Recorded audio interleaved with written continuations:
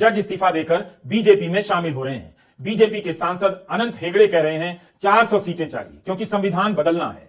चुनाव आयुक्त अरुण गोयल अपने पद से इस्तीफा दे रहे हैं। संवैधानिक व्यवस्था के बीजेपी के पानी में नमक की तरह घुल जाने के इस समय में जनता खबरदार ही नहीं होना चाहती है। अरुण गोयल का चुनाव आयुक्त के पद से इस्तीफा देना, बंगाल के दौरे के बाद इस्तीफा देना, बंगाल के चुनाव और चुनाव आयोगों के संबंधों को भी नए सिरे से रोशनी में लाता है। इस राज्य में चुनाव आयोग को जिस राजनीतिक संदेश से देखा जाता है और क्यों देखा जाता है, हम इस पर आज के वीडियो में बात करेंगे। जिस दिन चुनाव आयोग अपनी वेबसाइट पर इलेक्टोरल बॉन्ड की जानकारी प्रकाशित करेगा, उसी दिन दो नए चुनाव आयुक्तों की नियुक्ति के लिए कमेटी विचार कर रही होगी, जिसमें सरकार का ही बहुमत है। एक तरफ प्रधानमंत्री ही चुनेंगे कि चुनाव आयुक्त कौन होगा। अरुण गोयल को चुनाव आयुक्त बनाने के लिए क्या कुछ नहीं किया गया। आईएएस की सेवा से उन्होंने वीआरएस लिया, रिटायर हुए और इसके 24 घंटे के भीतर चुनाव आयुक्त बना दिए गए। कई नामों की सूची में से अरुण गोयल का चुनाव हुआ तो सुप्रीम कोर्ट के भी कान खड़े हो गए कि इतनी हड़बड़ी, इतनी जल्दबाजी क्यों? क्या अपने किसी खास को चुनाव आयुक्त बनाने के लिए यह सब किया गया? सुप्रीम कोर्ट ने अरुण गोयल के मामले में ही कहा था कि चुनाव आयुक्त यस मैन नहीं होना चाहिए, ऐसा होना चाहिए जो प्रधानमंत्री के मामलों की भी जांच कर ले। मगर जिस आयुक्त को यस मैन की तरह देखा गया, उन्होंने किस बात पर नो कह दिया, इस्तीफा दे दिया, झट से स्वीकार भी हो गया। इस वीडियो में इस पर बात जरूरी है। संवैधानिक संस्थाओं में संपर्क की बात तो अब खुद भीतर के ही लोग करने लगे हैं, अपने संपर्क की बात बाहर आकर बताने लगे हैं। इस तस्वीर को देखिए, संपर्कों की सारी सीमाएं टूट गई हैं। 4 दिन पहले तक जो शख्स जज था, वो कैसे प्रधानमंत्री के हाथ पर अपना सर झुका रहा है और प्रधानमंत्री मुस्कुरा रहे हैं। पर्दे में कुछ भी नहीं, सब आपकी आंखों के सामने है। सब दिख रहा है कि गांगुली का मोदी से संपर्क कैसा था और कैसा है। मोदी के संपर्क में आने के लिए गांगुली ने क्या क्या किया और संपर्क में आने के बाद मोदी गांगुली के लिए क्या क्या करने जा रहे हैं, आप देख रहे हैं। भीतर का संपर्क बाहर मंच पर खिलखिला रहा है। जस्टिस गांगुली पर आरोप लग रहे हैं कि जज की कुर्सी पर बैठकर उन्होंने न्यायपालिका की साख को टोपी पहना दी, लेकिन यहां तो साफ दिख रहा है कि जस्टिस गांगुली को बीजेपी ने अपनी टोपी पहना दी है। परिवारवाद की आलोचना करने वाली बीजेपी का यह संपर्कवाद यहां गुल खिला रहा है। न्यायपालिका से लेकर चुनाव आयोग तक में घुन लग रहे हैं। एक ऐसे समय में जब इस जज के फैसले की समीक्षा की बात हो रही है, चुनाव आयुक्त के पद से अरुण गोयल के इस्तीफे को लेकर संदेह और चिंताएं बढ़ गई हैं। इस्तीफे के बाद ट्विटर पर कई लोग मजाक कर रहे हैं कि अरुण गोयल भाजपा के टिकट पर चुनाव लड़ सकते हैं। यह अपने आप में शर्मनाक है कि लोग चुनाव आयुक्त को लेकर इस तरह से देखने लगे। हमें नहीं पता कि संवैधानिक पदों पर बैठे ऐसे कितने लोग बीजेपी के संपर्क में हैं और बीजेपी उनके संपर्क में। इस संपर्क के कारण और इस संपर्क को निभाने के लिए कितने लोगों को इन संस्थाओं पर बिठाया जाना है और वे लोग इस संपर्क की खातिर क्या क्या करने वाले हैं। निर्वाचन आयुक्त का इस्तीफा सामान्य घटना नहीं है। उनके इस्तीफे से चुनाव आयुक्त के दो पद खाली हो जाते हैं। बस रह जाते हैं अकेले मुख्य चुनाव आयुक्त राजीव कुमार। आखिर हुआ क्या होगा कि अरुण गोयल ने निर्वाचन आयुक्त के पद से इस्तीफा ही दे दिया, जबकि वे 2027 में रिटायर होते। मुख्य चुनाव आयुक्त भी बनने का उन्हें मौका था। क्या बंगाल में चुनावी तैयारियों को लेकर अरुण गोयल और मुख्य चुनाव आयुक्त राजीव कुमार के बीच टकराव बढ़ गया? यह टकराव किन बातों को लेकर हुआ होगा? कुछ तो बात हद से गुजरी होगी, तभी तो अरुण गोयल ने अपने इस्तीफे का ईमेल मुख्य चुनाव आयुक्त को भेजा तक नहीं। ऐसा नहीं है कि सीईसी उनके बॉस हैं, मगर तब भी उनका सीईसी को नहीं बताना अपने आप में दिखा रहा है कि देश की सबसे महत्वपूर्ण संवैधानिक संस्थाओं की आंतरिक स्थिति कितनी खराब हो चुकी है। अरुण गोयल ने अपना इस्तीफा सीधे राष्ट्रपति को भेजा और 24 घंटे के भीतर स्वीकार भी हो गया। अलग अलग मीडिया रिपोर्ट के जरिए इसी तरह की जानकारियां सामने आई हैं। विवाद व्यक्तिगत टकराव में क्यों बदला, उसे पूरी तरह समझने में ये जानकारियां शायद काफी नहीं, लेकिन दिख रहा है कि अरुण गोयल अब और बर्दाश्त करने के लिए तैयार नहीं थे।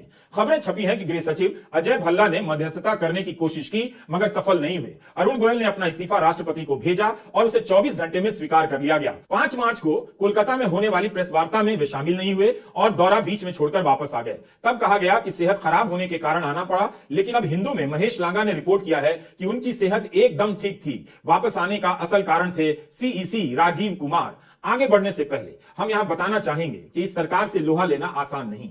अगर गृह सचिव अजय भल्ला मध्यस्थता कर रहे हैं, अरुण गोयल तब भी नहीं मान रहे हैं, तब यह बात बेहद गंभीर ही होगी। 2019 की एक घटना का यहां जिक्र जरूरी है। अशोक लवासा ने आचार संहिता के उल्लंघन के मामले में प्रधानमंत्री नरेंद्र मोदी को क्लीन चिट देने से इनकार कर दिया। उन्होंने 4 अलग अलग मामलों में प्रधानमंत्री को क्लीन चिट दिए जाने से इनकार किया और प्रतिकूल टिप्पणी की। अशोक लवासा चाहते थे कि चुनाव आयोग उनकी अल्पमत की राय को दर्ज करे। उनकी एक चिट्ठी भी मीडिया में आई, जिसमें उन्होंने कहा कि कई मामलों में उनके अल्पमत के फैसले को दर्ज नहीं किया जा रहा और लगातार उनकी राय को दबाया जाता रहा है। 18 अगस्त 2020 को इस्तीफा दे दिया, जो 13 दिन बाद स्वीकार किया गया। अशोक लवासा इस्तीफा नहीं देते तो मुख्य चुनाव आयुक्त बन सकते थे। उन्होंने चुनाव आयुक्त के पद से इस्तीफा दिया। अशोक लवासा के खिलाफ ही भ्रष्टाचार के मामलों में जांच बिठा दी गई। उनके बेटे से ईडी ने फेमा के केस में पूछताछ की। आरोप था कि उनकी कंपनी में मॉरिशस की कंपनी ने पैसा लगाया। उनकी पत्नी नोवेल सिंगल लवासा की कुछ कंपनियों में हिस्सेदारी के बारे में आयकर विभाग ने उन्हें नोटिस दिया। पेगासस जासूसी कांड की रिपोर्ट में द वायर ने लिखा कि अशोक लवासा का फोन भी उस सूची में था जिन पर संभावित रूप से जासूसी सॉफ्टवेयर डाला गया था। अशोक लवासा के बाद अब अरुण गोयल का यह इस्तीफा हुआ है।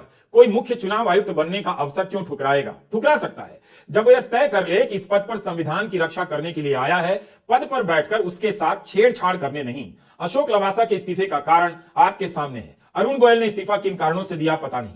क्या बगावत में इस्तीफा दिया? अभी पूरी तरह साफ नहीं। यह इसलिए बता रहा हूं कि सरकार में नहीं बोलना है, अफसरों को ठीक से पता चल गया है। बोलने की क्या कीमत होगी उन्हें याद भी हो गया है। ईडी और आईटी वही चलाते हैं, फर्जी केसों में वही फंसाते हैं। तो ऐसे अफसरों से भरे तंत्र में कोई चुनाव आयुक्त बगावत कर जाए कोई साधारण घटना नहीं। टाइम्स ऑफ इंडिया में भारती जैन की रिपोर्ट अरुण गोयल के इस्तीफे में कुछ नए एंगल जोड़ती है। इसमें लिखा है कि अरुण गोयल के इस्तीफे से एक दिन पहले तक चुनाव आयोग में सब कुछ सामान्य था। 7 मार्च को गोयल और राजीव कुमार ने 27 अंतर्राष्ट्रीय मीडिया संगठनों के साथ बातचीत की। इसका आयोजन विदेश मंत्रालय ने किया था। द हिंदू के महेश लांगा की रिपोर्ट से अलग इस रिपोर्ट में भारती जैन ने लिखा है कि बंगाल में अरुण गोयल की तबीयत वाकई खराब हुई थी। 5 तारीख की सुबह ओबरॉय ग्रैंड होटल में उनके लिए एक डॉक्टर को भी बुलाया गया। दवा शुरू हुई लेकिन अरुण गोयल को फिर भी ठीक नहीं लगा, इसलिए वो प्रेस वार्ता में शामिल नहीं हुए। उसके बाद अरुण गोयल जब वापस दिल्ली आए तो पूरी टीम के साथ एक ही फ्लाइट में आए जिसमें सीईसी राजीव कुमार भी थे। 8 मार्च को गृह सचिव अजय भल्ला के साथ बैठक थी जिसमें तय होना था कि कहां कैसे तैनाती होगी। उसी दिन अरुण गोयल ने अपना इस्तीफा राष्ट्रपति को भेज दिया। यह जानकारी महेश लांगा ने भी अपनी रिपोर्ट में लिखी है।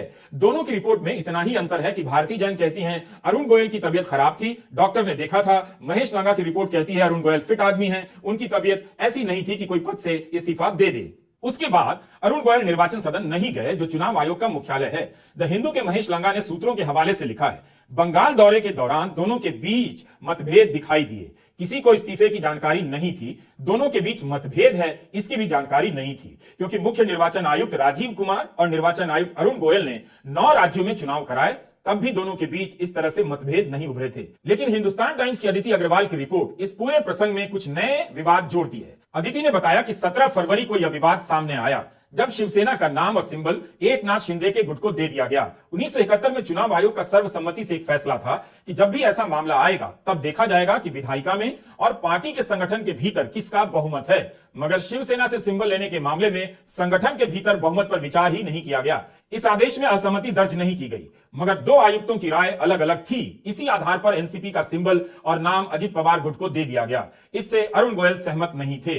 साथ ही जब चुनाव आयोग के मुख्यालय में रखरखाव और पुनर्निर्माण का काम हो रहा था तब अरुण गोयल ने पैसा बहाने पर आपत्ति जताई। वे चुनाव आयोग के अधिकारियों को वीआईपी ट्रीटमेंट देने का भी विरोध करते रहे हैं। उनकी आपत्ति इस बात को लेकर भी थी कि चुनाव आयोग के अधिकारी जब भी जब्ती करते हैं तब प्रक्रियाओं का पालन नहीं करते हैं। उम्मीद है आप इन बातों को प्राथमिकता देंगे और ध्यान से सुन रहे हैं। क्या चुनाव आयोग में यह सब हो रहा है? आचार संहिता लागू होने के बाद जब भी जब्ती होती है तब प्रक्रिया का पालन नहीं होता है। तो क्या इन जब्तियों को राजनीतिक नजरिए से देखा जा सकता है? एक सवाल और है कि क्या विपक्ष के नेताओं को ज्यादा टारगेट किया जा रहा है? उम्मीद है अरुण गोयल अपनी जवाबदेही समझेंगे और सूत्रों के हवाले से छन कर आ रही इन सभी जानकारियों को देश हित में सार्वजनिक करेंगे। बंगाल की तैयारियों को लेकर अरुण गोयल और मुख्य चुनाव आयुक्त राजीव कुमार के बीच मतभेद की खबरें सभी जगह हैं। बंगाल में यह राजनीतिक मुद्दा भी बनने लगा है। कोलकाता में जनगर्जना रैली के दौरान ममता बनर्जी ने इस्तीफा देने वाले अरुण गोयल को सलामी दी। शुरुआत में ही ममता बनर्जी ने कहा, सबसे पहले इस्तीफा देने वाले चुनाव आयुक्त को सलाम करना चाहती हूं।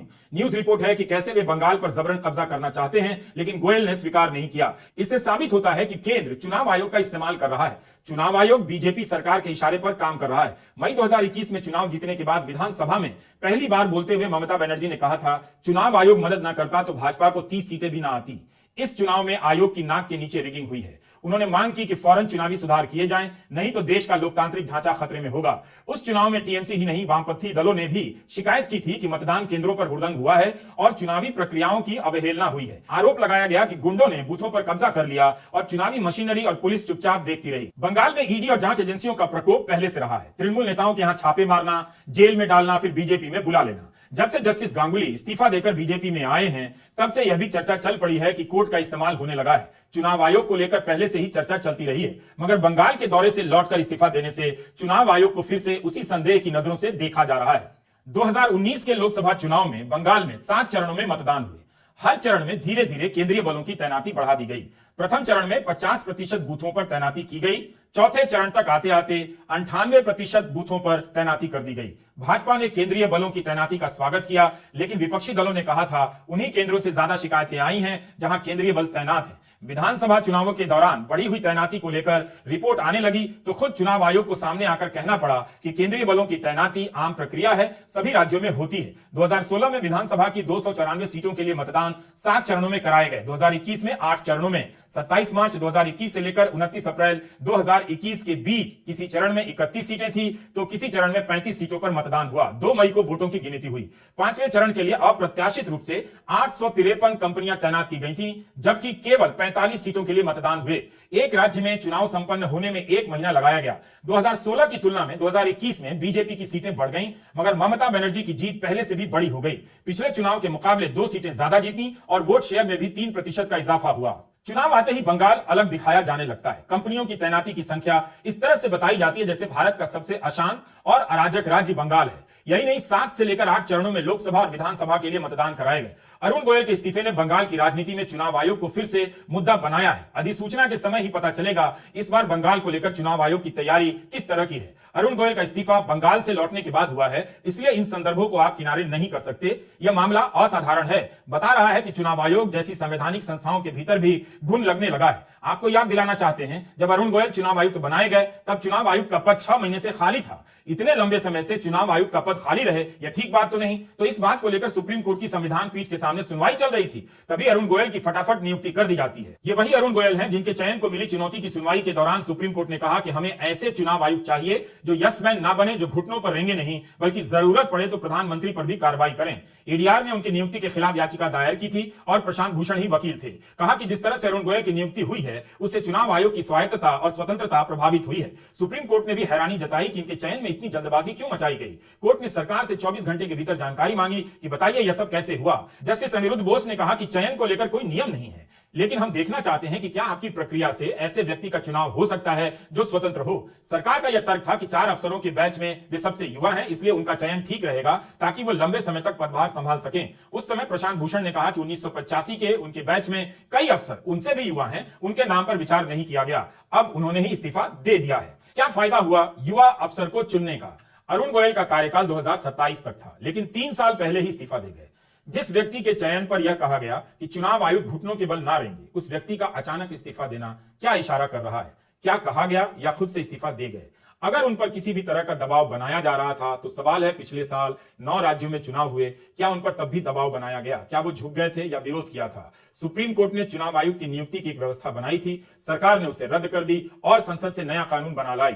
इस कानून के तहत पहली बार चुनाव आयुक्त की नियुक्ति होनी है, क्योंकि अनूप चंद्र पांडे चुनाव आयुक्त के पद से रिटायर हो चुके हैं। अब अरुण गोयल का इस्तीफा मंजूर हो चुका है, तो अब नए कानून के अनुसार प्रधानमंत्री 2-2 चुनाव आयुक्तों की नियुक्ति तय करेंगे। जो कमेटी फैसला करेगी उसमें बहुमत सरकार का। अनूप चंद्र पांडे को रिटायर हुए 23 दिन हो गए हैं। कायदे से उनके रिटायरमेंट के पहले या साथ के साथ नियुक्ति हो जानी चाहिए थी, खासकर तब जब 2024 के चुनाव की तैयारी होनी है और अधिसूचना जारी होनी है। नए आयुक्तों की नियुक्ति पर सबकी नजर होनी चाहिए। क्या वही व्यक्ति बनेगा जो पहले से संपर्क में होगा और बाद में भी संपर्क में रहेगा? बीजेपी का संपर्कवाद संविधानवाद पर हावी हो गया है। विपक्ष में परिवारवाद और बीजेपी में संपर्कवाद, संस्थाओं की घाव का मवाद सड़कों पर बहने लगा है। नमस्कार, मैं रवीश कुमार।